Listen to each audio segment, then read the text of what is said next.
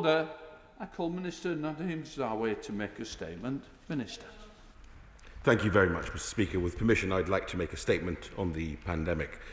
Today marks an important milestone, Mr. Speaker, in our fight against this virus, and we take step 4 on our roadmap. It is a long-awaited moment for the businesses who now can open their doors at long last, the happy couples who can have weddings without curbs on numbers, and, of course, the people who can see more of their loved ones in care homes. Although we have made huge advances, Mr. Speaker, in our race between the vaccine and the virus, we are not at the finish line yet.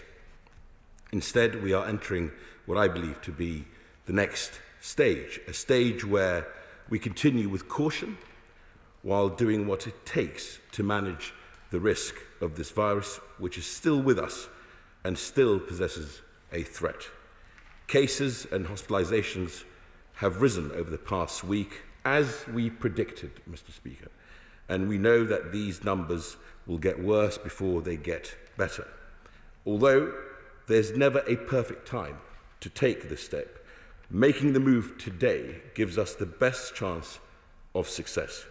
We're cautiously easing restrictions when we have the natural fire break of the school holidays and when the warmer weather gives us an advantage.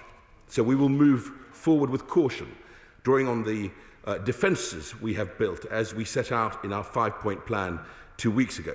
One of these 5 defences is the protective wall provided by our vaccination programme, and I would like to start by updating the House on this life-saving work.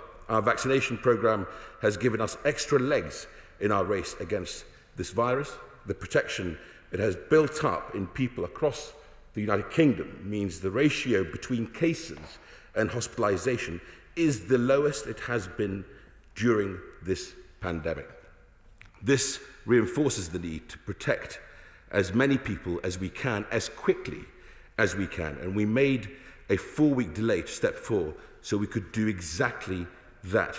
8 million more vaccinations in that period. We set the target of giving second doses to 2/3 of the United Kingdom adults by today, and we hit that target last week with 5 days to spare.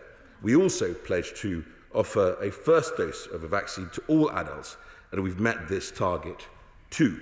And now almost 88% of adults have taken up this offer, and although uptake amongst 18 to 30-year-olds is much lower and needs to increase, but we are in a good place. So, Mr. Speaker, our work is not over yet.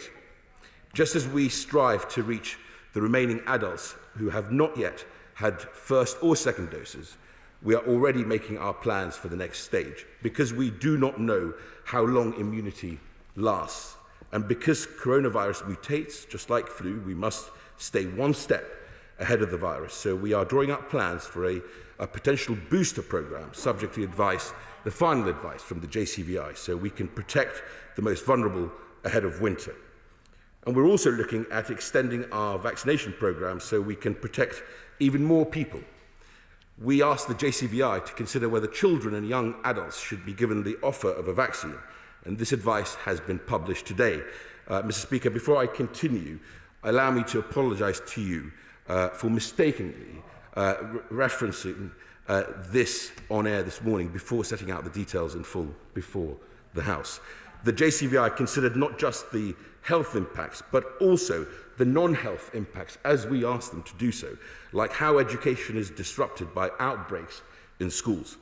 I should reassure the House that the number of children and young people who have had severe outcomes from COVID is extremely low, with a hospitalisation rate during the second wave of between 100 and 400 for every million. And when we look at the small numbers that were hospitalised, most of them had severe underlying health conditions. Today's advice recommends that we continue to vaccinate 16, 17-year-olds who are in an at-risk group, as we do now. But it also recommends expanding the offer of the vaccine to some younger children with underlying health conditions that put them at greater risk of COVID-19. This includes children aged 12 to 15 with severe neurodisabilities, Down syndrome, immunosuppression, and profound or multiple learning disabilities. Mr. Speaker, the JCVI advice also recommends offering a vaccine to children and young people aged 12 to 17 who live with someone who is immunosuppressed. This means we can indirectly protect the immunosuppressed who are at higher risk of serious disease from COVID-19 and may not generate a full immune response to vaccination. Finally, the JCVI advises that we should offer the vaccine to all 17-year-olds who are within 3 months of their 18th birthday, so we can make sure they are protected as soon as they turn 18.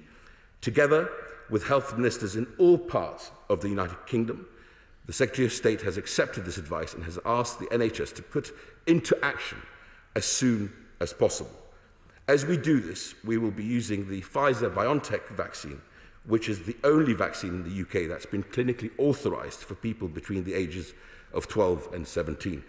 I know that people will have questions about what it means for them and their children, but I can assure them, Mr. Speaker, that nobody needs to come forward at this stage. The NHS will get in touch with them at the right time, and they will make sure that the jabs are delivered in a setting that meets their complex needs. We also ask the JCVI to consider rolling out vaccines to all children and young people over the age of 12. And although we are not taking this step today, the JCVI is keeping this matter under review, and they will be looking at more data as it becomes available, especially on children with a second dose of the Pfizer-BioNTech vaccine. The steps we are taking today mean we will be offering even more vulnerable people the protection that a vaccine brings, and we will all be safer as a result. Mr. Speaker, we know that vaccines are our most important defence against this virus. This is especially the case in adult social care settings that are home to some of the most vulnerable people in our communities, who are vulnerable to a devastating impact from COVID-19. So last week, this House passed regulation to make vaccination a condition of deployment in care homes, and the Lords will consider those regulations tomorrow. These regulations are designed to help maximise vaccine uptake and protect some of our most vulnerable citizens. Yet, I recognise the need for more detail on the government's analysis of the expected impact of these regulations. So today, we have published an impact statement, and we will be publishing a full impact assessment as soon as possible. Mr. Speaker, as we learn to live with COVID, we must be pragmatic about how we manage the risks we face. Self-isolation of positive cases and their close contacts remains one of the most effective tools we have for reducing transmission. However, we recognise there are some very specific circumstances where there would be a serious risk of harm to public welfare if people in critical roles are unable to go to their workplace, like air traffic controllers or train signallers. So people in those kinds of roles who have received 2 vaccinations plus 2 weeks beyond the second vaccine will not need to self-isolate to perform those critical tasks. They will, however, have to continue to self-isolate at all other times. The people eligible for this will receive personalised letters setting out the steps they must follow. Mr. Speaker, this is a sensible and pragmatic step, and one that will be used sparingly and responsibly. Mr. Speaker, we are being similarly pragmatic at our borders. As my right honourable friend, the Transport Secretary, has confirmed, UK residents arriving from amber countries who have been fully vaccinated will no longer have to quarantine, although they will still need to comply with necessary testing requirements. This will not apply to France due to the persistent presence of cases of the Beta variant, which was first identified in South Africa. We are doing everything in our power to restore international travel and restore it safely, but new variants pose the greatest threat to our path out of this pandemic, and we will not hesitate to act in a similar way with any other country. We will continue to keep a close eye on the data and be firm and decisive in how we protect the process we have made and the progress we have made. But the enduring message is this, Mr. Speaker. Getting vaccinated is the best way to ensure you can travel as freely as possible. Vaccination also holds the key for doing the things we love here at home, Mr. Speaker. We are supporting the safe reopening of large crowded settings such as nightclubs, as we saw last night, and music venues, with the use of the NHS COVID pass as a condition of entry to reduce the risks of transmission. I encourage businesses to draw on this support and use the NHS COVID pass in the weeks ahead. We will be keeping a close watch on how it is used by venues, and we reserve the right, Mr. Speaker, to mandate if necessary.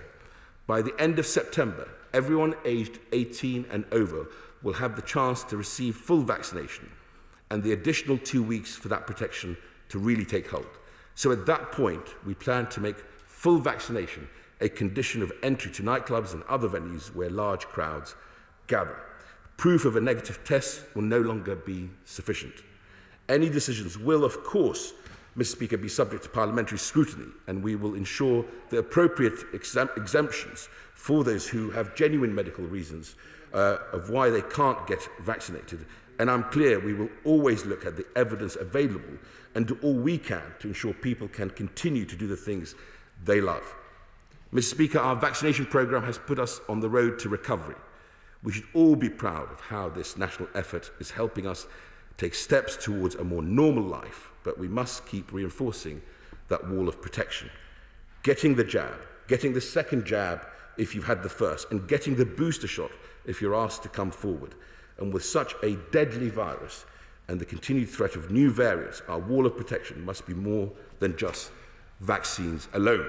We must continue to do all the other sensible things we know can keep the virus at bay. Getting tested, considering the advice, and continuing to act with caution. Taken together, Mr. Speaker, this will help us all enjoy these new experiences and safely slow the spread of this deadly virus. I commend the statement to the House.